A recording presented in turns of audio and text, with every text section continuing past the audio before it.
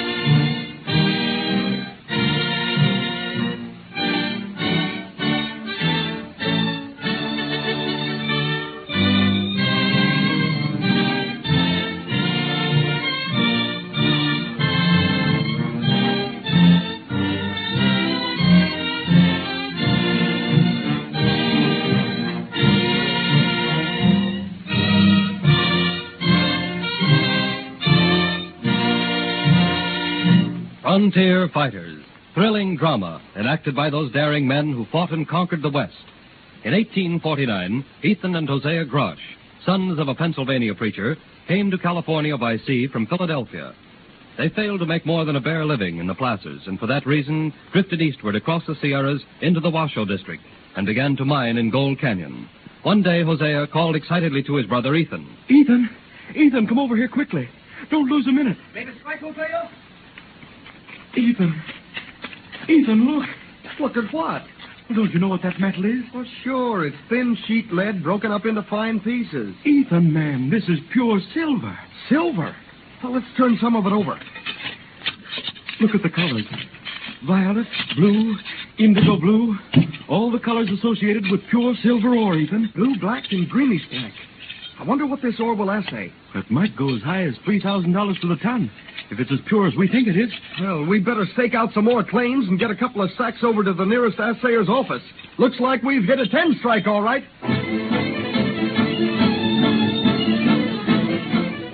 The assayer to whom they took the ore said it would show $3,500 to the ton. The next steps the Grosh brothers took to make themselves millionaires were attended by tragedy.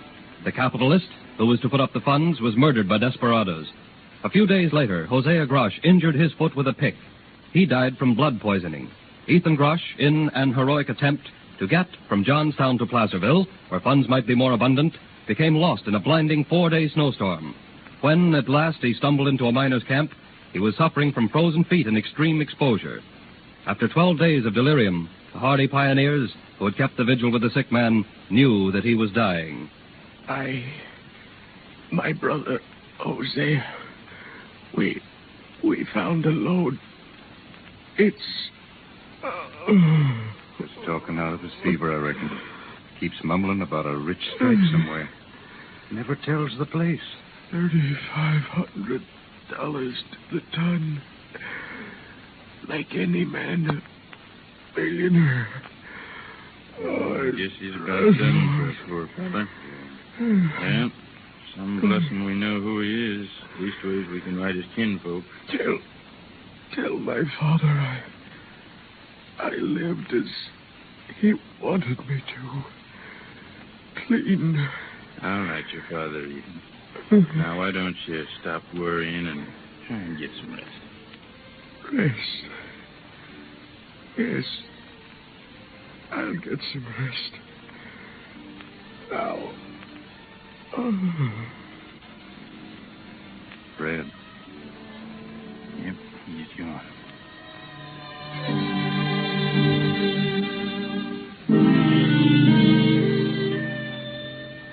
With Ethan Grosh died the secret of his discovery, which in reality was the first time that any man had put a pick into what was later to be the Big Bonanza.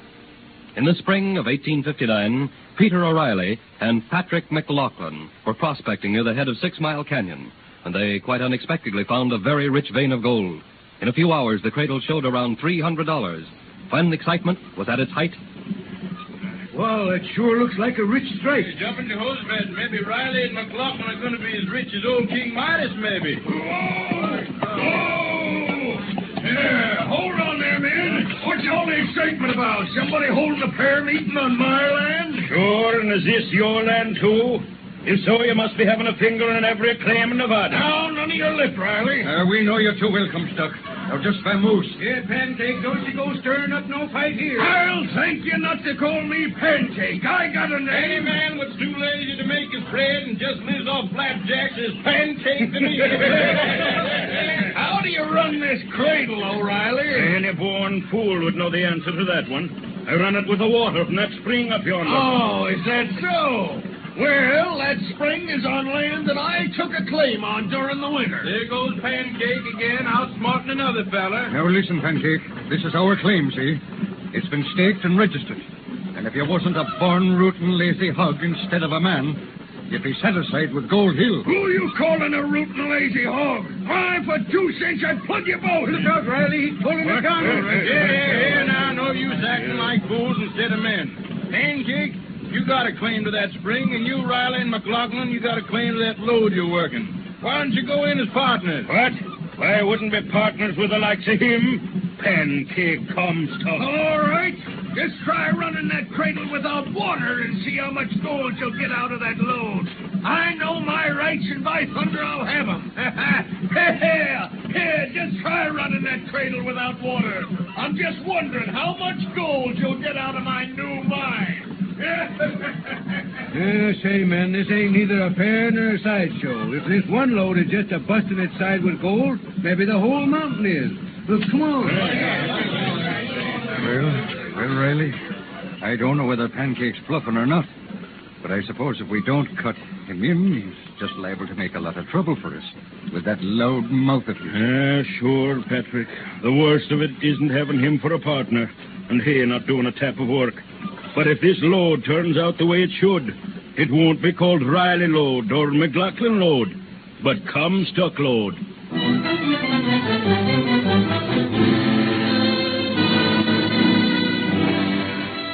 In this very dramatic and unusual fashion was Comstock lode discovered, and not as a silver mine, but as a gold mine. Every miner who worked the lode cursed the blue-black metal that was always found at the bottom of the cradles and which carried away their quicksilver. Soon, there were great piles of it outside of their diggings. More people came into Nevada. Crude towns sprang up with tent houses and saloons. Mount Davidson was the scene of the wildest activity as the miners pick and shovel dug into her sides. Men tired of calling the place where they ate and slept a camp and dubbed it Mount Pleasant Point. But this name gave way to another in a few days.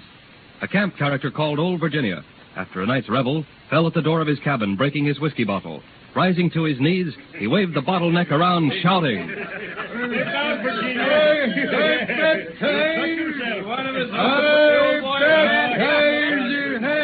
Hey, you fellas, listen to me.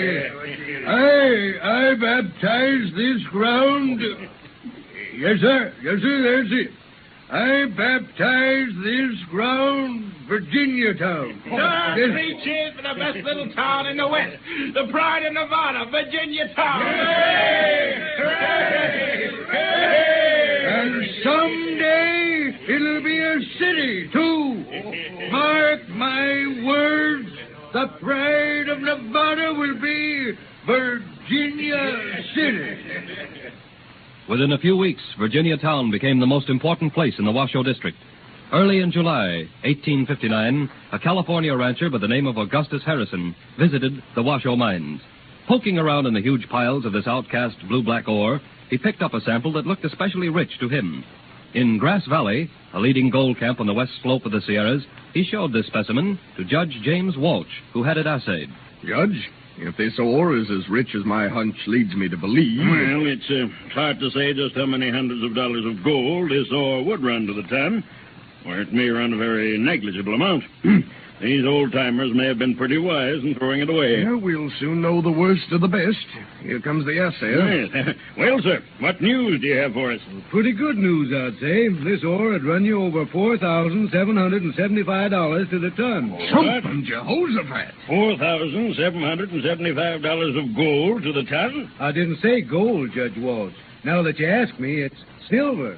Silver? Nearly $5,000 worth of silver to the ton? And these miners in the Washoe district are throwing it away? Sullivan, we're starting out at daybreak. Whether those miners know it or not, they've struck a mighty big bonanza.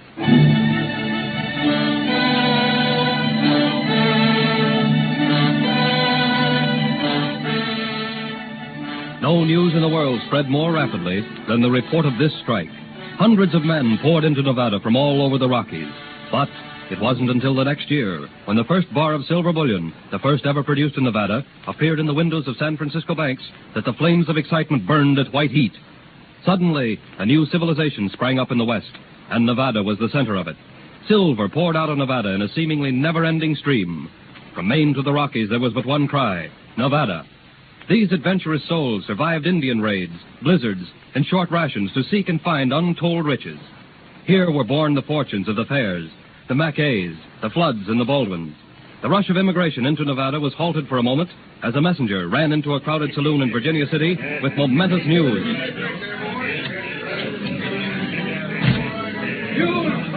News from the nation's capital. It's come at last. Fort Sumter fired on. The Civil War has begun. The Civil War? Time for honest Abe Lincoln. 3 cheers for the North. I'm laying down my pick and shovel right now and picking up a gun. This is going to be a long war. Old Abe will want other things than men. He'll want money. Money? Say, buddy, there's enough silver in Nevada to keep the treasury of these United States full for years and years to come. The slogan of Nevada will be, keep a stream of silver flowing from Virginia City to Washington, D.C. Now, come on, everybody. I'm setting up the drink. Everybody have one. And drink to the USA and Nevada. Hey, Joe, put a bottle on the bar.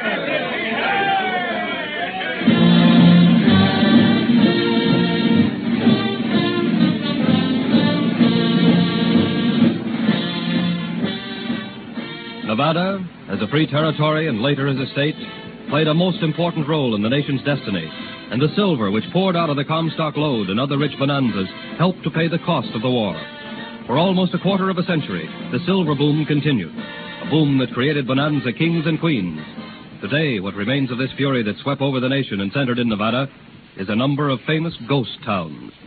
But because of the silver mines, Nevada is an important, prosperous state, and the nation has an accurate chronicle of the deeds of more hardy pioneers, in the truest sense, frontier fighters.